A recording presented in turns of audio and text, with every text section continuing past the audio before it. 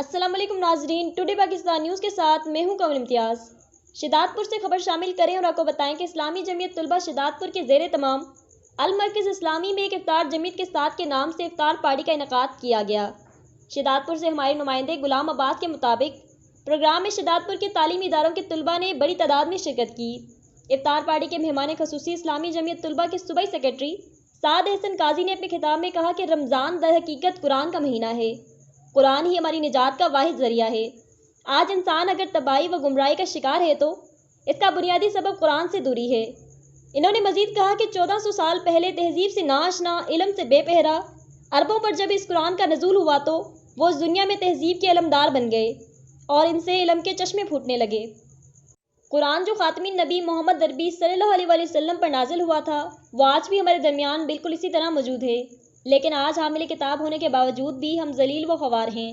انہوں نے مزید کہا کہ اسلامی جمعیت ملک کے گوشے گوشے میں قرآن کے پیغام کو آپ تک پہنچاتی ہے کہ اس قرآن سے جڑ جائیں اور اس کے احکامات کو اپنے اوپر نافذ کیجیے تاکہ ہماری نجات ممکن ہو سکے۔ اس رمضان اپنے آپ سے عہد کریں کہ اس قرآن سے اپنے رشتے کو مضبوط کریں گے۔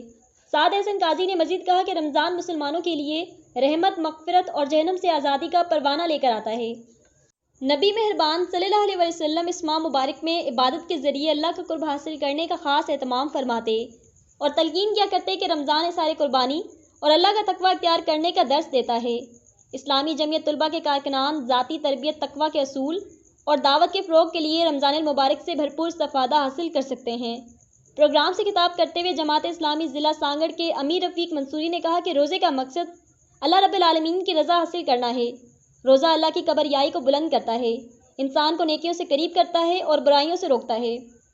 اس موقع پر امیر جماعت اسلامی شداد پور آصف محمود قریشی، ناظم اسلامی جمعیت طلبہ نواب شاہ ڈویژن ابراہیم طارق، ناظم جمعیت ضلع سانگڑ حماد اللہ مجاہد، ناظم جمعیت شداد پور منور علی سمیت دیگر ذمہ داران اور کارکنان موجود تھے۔ اس ماہ مبارک میں نیکی کرنا آسان اور بدی کے راستے کو مشکل بنا دیا جاتا ہے۔ اس ماہ مبارک میں اللہ تعالیٰ نے قرآن کا نزول فرمایا جو ہدایت کے سرچشمہ اور ابد تک کے لیے مشعل راہ ہے۔ رمضان کے مہینے میں جس طرح معاشرے پر اللہ کا رنگ غالب آ جاتا ہے، ہماری کوشش ہونی چاہیے کہ سارا سال اسی طرح اللہ کا قرب حاصل کرنے اور گناہوں سے بچنے کی کوشش کریں۔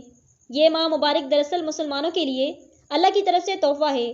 اس ماہ میں اللہ تعالیٰ اپنے بندوں پر خاص رحم و فضل